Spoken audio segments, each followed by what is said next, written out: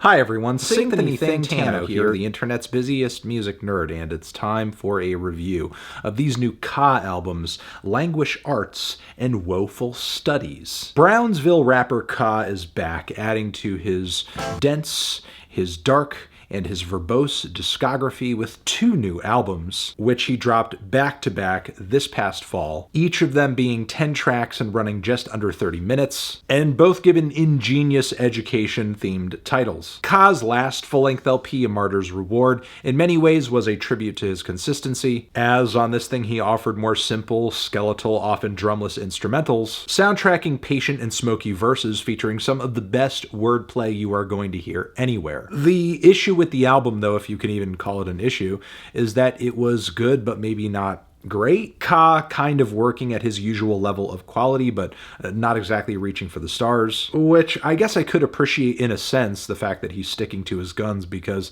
he's maybe only one of a few rappers out there doing something along these lines and doing it incredibly well. Still though, going into these new LPs, I was kind of hoping for a new sound, direction, or something to keep things interesting. And I suppose in a way these records are a step in the right direction. The production somehow more abstract and experimental than it is on your average Ka record on some key tracks, be that through the cycling arpeggios, tweeting birds, and strange vocal samples popping up here and there that sound like a fever dream on the track Building. There's also the endlessly droning and wailing tone on the track Touche, which is topped with these dramatic little woodwind licks. We also have the weirdly cluttered instrumental on We Hurting, which I'm not in love with, but it does sound different, with its clinks and clanks and noisy guitar picking, as well as twittering mechanical percussion. The reverb-soaked classical guitar licks on Full COBRA are simple but beautiful and stunning. And then there's the pumping and warped strings surrounded by all these strange washed out sound effects on Ascension that feels like some kind of Plunderphonics experiment from One O Tricks Point Never. Moments like these across these 2 Ka albums are interesting and occasionally gripping, but many of the instrumental backdrops on these albums consist of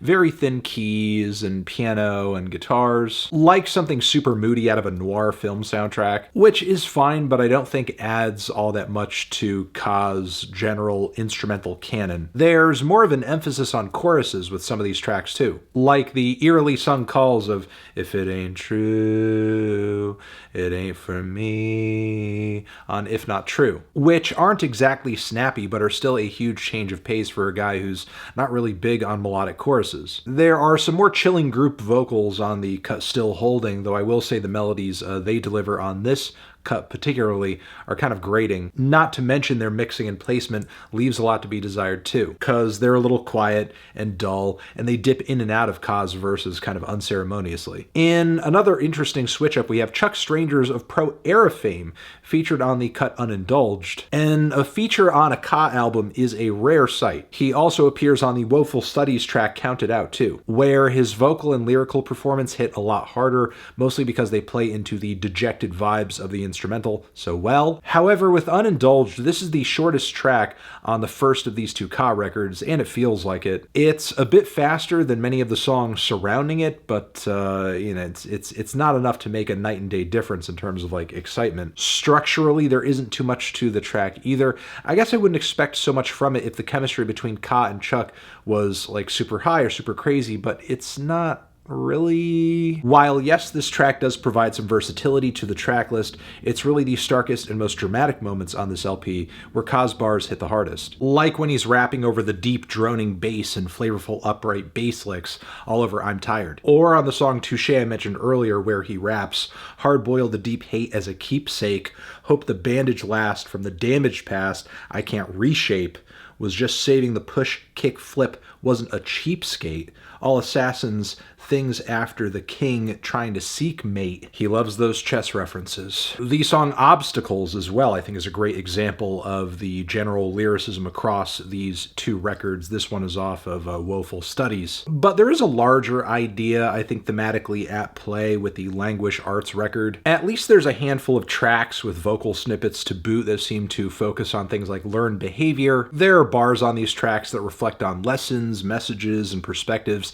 handed down from elders or the classroom. The song Ascension, at least in part, deals in becoming less sensitive and caring in order to be more of a man. When these angles do show up on Languish Arts, they hit pretty hard and they add a new dynamic to Ka's usual topical focus. But sadly, it's not fully explored, or at least as deeply explored as it could be throughout the entire LP. Combine that with the fact that this record is pretty scant, being under 30 minutes, which I guess you could view it within the context of Woeful Studies, which it was released with in tandem. But 20 cuts across two kind of bare bones records just isn't that exciting of a prospect to me. I think whittling the songs down by a third and just keeping it to the cuts that have the strongest instrumentals and verses, or maybe could have used a bit more fleshing out, would have been the stronger statement, because ultimately the double album release I felt was more exciting in concept than it was in practice. Now, there has been some discussion about the separation between these two records, which one's more experimental or aggressive than the other. I mean, if such a judgment can be made,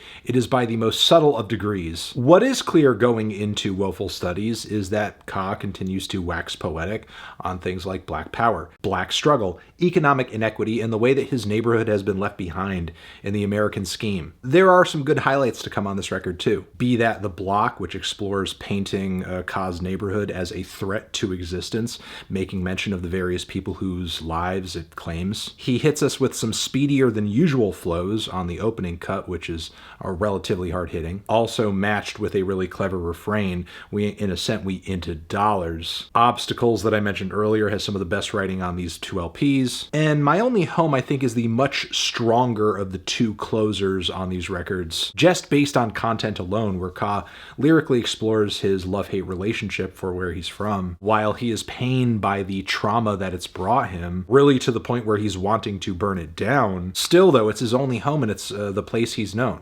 So while I think these two records together provide a decent 1-2 punch, a pretty strong statement, that statement could have been made a lot harder and a lot heavier had these two records been pared down to their most essential moments, I think. Feeling a light to decent 7 on these records. Tran? Zishin, have you given these albums a listen? Did you love them? Did you hate them? What would you rate them? You're the best, you're the best. What should I review next? Hit the like if you like.